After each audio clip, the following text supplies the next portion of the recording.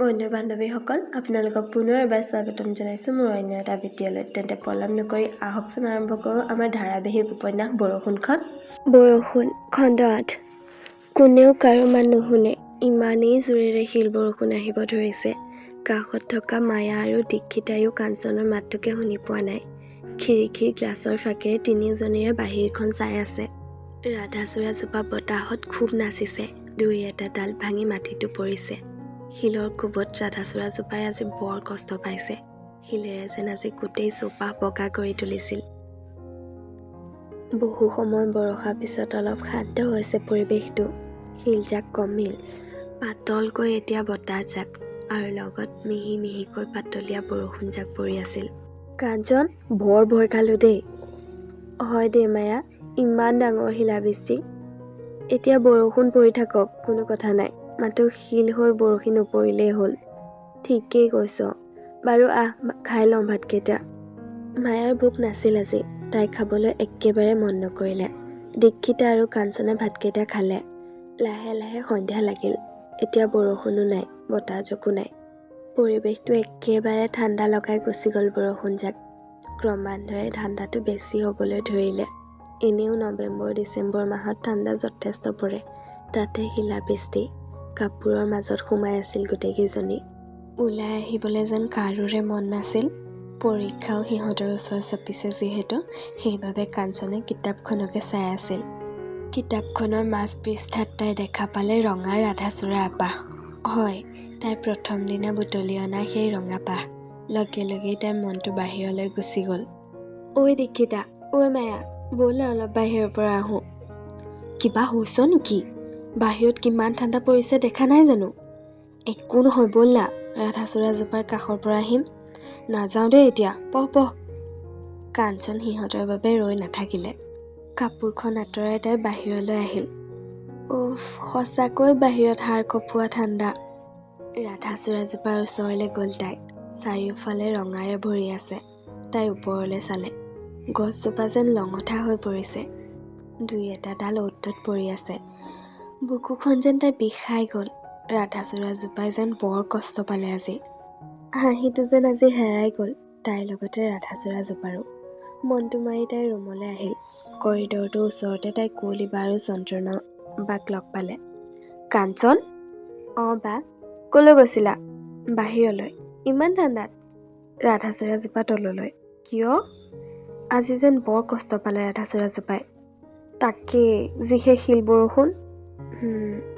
ৰাধাচূড়াৰ প্ৰিয় নেকি? সকলোতকৈ। নীলাবোৰতকৈও? নীলাবোৰ সুকীয়া। শাড়ীখনে কিন্তু বেছ মৰম লাগিছে দেই। ফেচবুকত পাইছা? অঁ আকৌ, ধুনীয়া লাগিছে। থেংক ইউ বা। ক'ৰ পৰা লৈছিলা? ময়ো ল'ম কোৱা না। বিশাল মেগামাৰ্টৰ পৰা। ঠিক আছে, মোৰ লগত এদিন ওলাবা, ময়ো কিনি আনিম, তুমি চাই দিবা। ঠিক আছে দিয়া। যোৱা এতিয়া ৰুমলৈ, ৱাৰ্ডেন মেমে দেখিলে খং কৰিব। ৰুম পালেহি কাঞ্চন। কাপোৰখন লৈ বিচনাতে পৰি কিতাপখন পঢ়িবলৈ ল'লে। মায়া আৰু দীক্ষিতাই পঢ়িয়ে আছিল। তাই একো কথা নকৈ এফালৰ পৰা পঢ়ি যাব ধৰিলে। তেনেকৈ সিহঁতে নিশাটো পাৰ কৰিলে। কাইলৈ বোলে কলেজত মিটিং এখন আছে, গতিকে জেনেৰেল ইলেক্টিভৰ ক্লাছটো সিহঁতৰ নহয় কাইলৈ। পিছদিনা ৰাতিপুৱা সময়তে ক্লাছত সোমাল সিহঁত। বাইদেৱে পঢ়াই থকাৰ মাজতে সকলোৰে মনটো যেন জীপাল কৰি তুলিলে।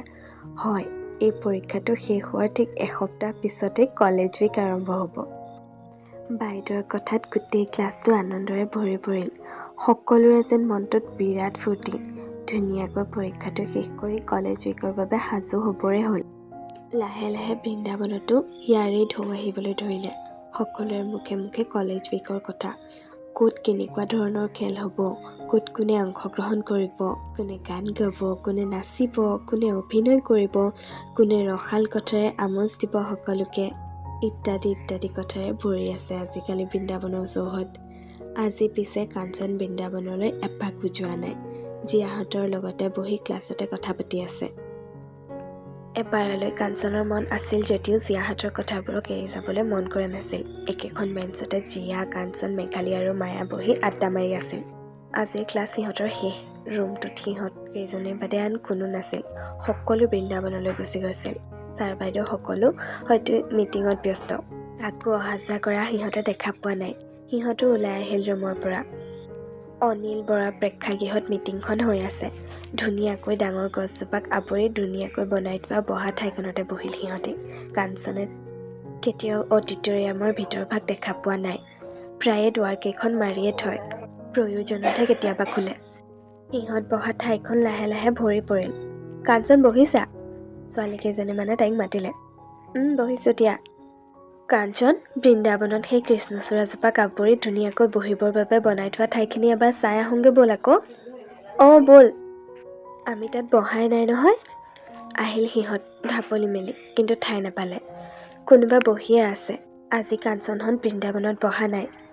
আজি সিহঁত ছায়েন্সৰ ৰুমকেইটাৰ ফালেনো কি আছে চাওঁ বুলি বাস্কেটবল কৰ্টৰ পিনে আহিবলৈ ধৰিলে। ছায়েন্স লেববোৰৰ পৰা অহা কেমিকেলৰ গোন্ধত যেন কাঞ্চনৰ নাক কোচ খাই গৈছিল। এইবোৰৰ গোন্ধত কেনেকৈ থাকে বাৰু? চাই চাই কৈ থাকিল সিহঁত। ফাৰ্ষ্ট ফ্ল'ৰ, ছেকেণ্ড ফ্ল'ৰ আৰু তাৰপিছত থাৰ্ড ফ্ল'ৰ।